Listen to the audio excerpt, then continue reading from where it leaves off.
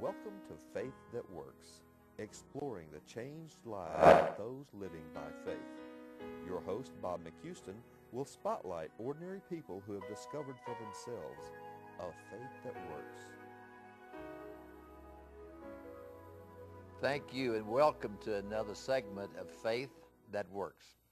We're excited about our guest tonight, a powerful testimony. I've only heard bits and pieces. I don't know this lady. I'm going to let her share with you how we met. And it's one of those divine appointments. In the scheme of God's sovereignty, I don't think there's such a thing as coincidence or luck or happens. Listen, God is sovereign. He's in control. And it's been probably 10 days ago. I was in my office and I heard somebody.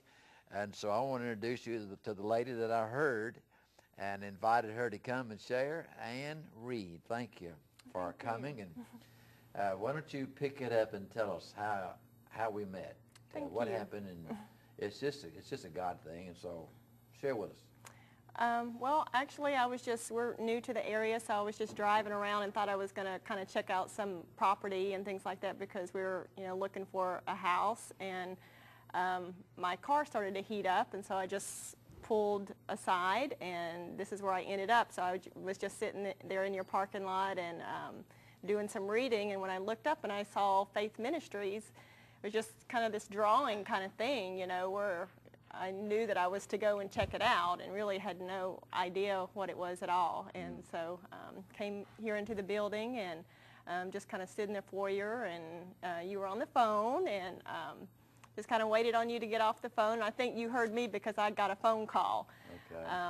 So that's how this whole thing came about, and I agree so much with what you're saying, that we have divine appointments all the time. Yeah. And God is sovereign, and he's always presenting those opportunities to us, and it's whether or not we seize them. Right. I'm afraid many times we miss those divine appointments. We don't recognize them many times as something that God has set for his own purpose. That's right. And I think this is what's happened tonight. And so I'm excited about getting to know you. Well, good.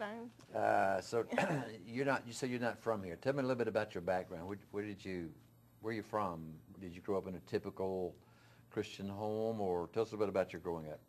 Well, I have a varied background.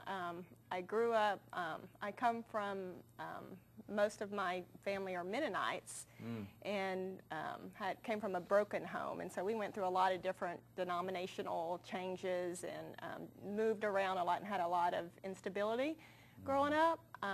And through all that, kind of went back and forth from one parent to the next, and divorces and separations and things like that. And got really confused. I mean, we even changed denominations quite a lot. Did and you? So by the time I was a teenager, I was very confused about who God is. And I think when I was probably in my early teens, because of that, because of a lot of just that instability, I started just going through questioning a lot of things. And when I was about 13, I just kind of made up my mind one day because of something that happened that either God didn't love me or I didn't believe it. I wasn't even sure anymore if I believed him in who he was. And I think a big part of that was because we were going to kind of a word of faith kind of church at the time. And I prayed about something, and I was certain. We were on our way back home from church, and actually we ran out of gas.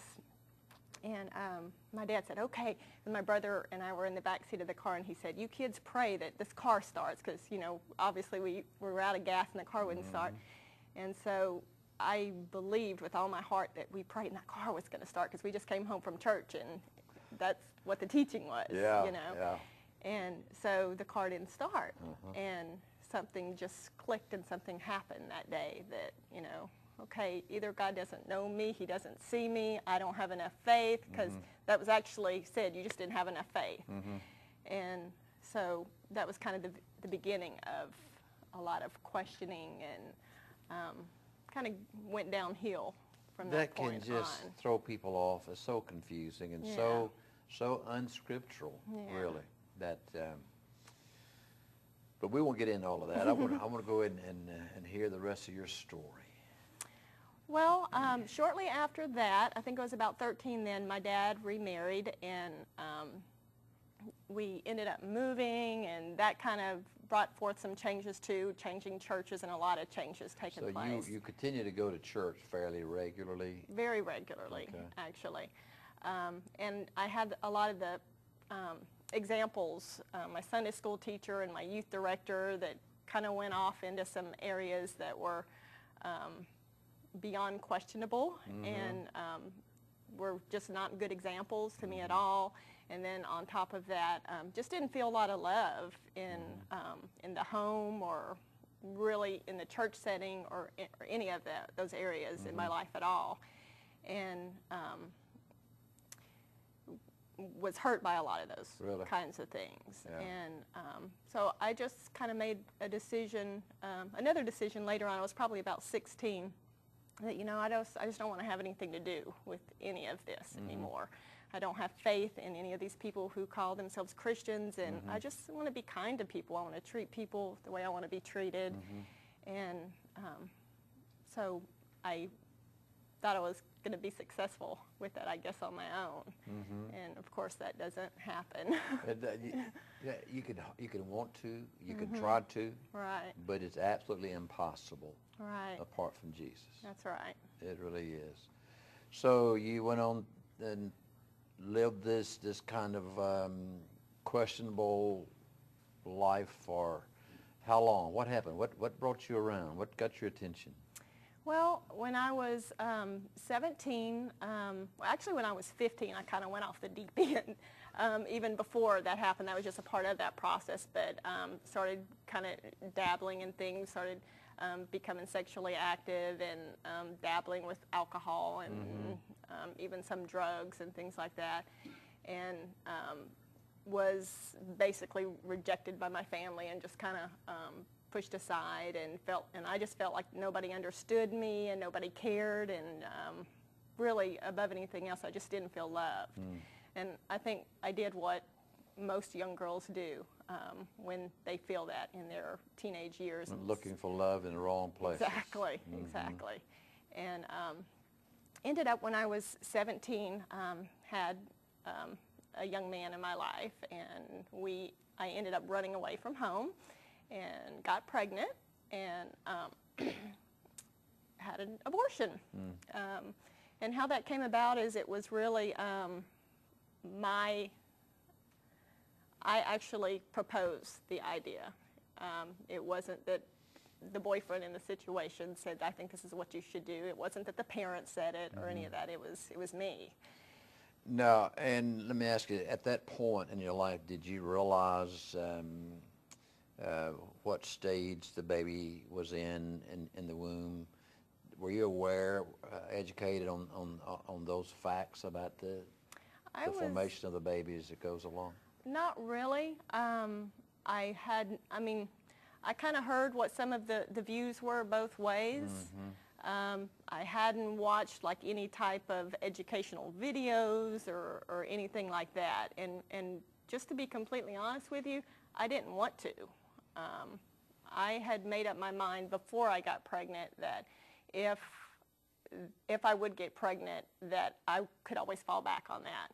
And so I believe that I steered away from anything that would reveal the truth to me, because then I would be faced with truth. Right. You know? Right.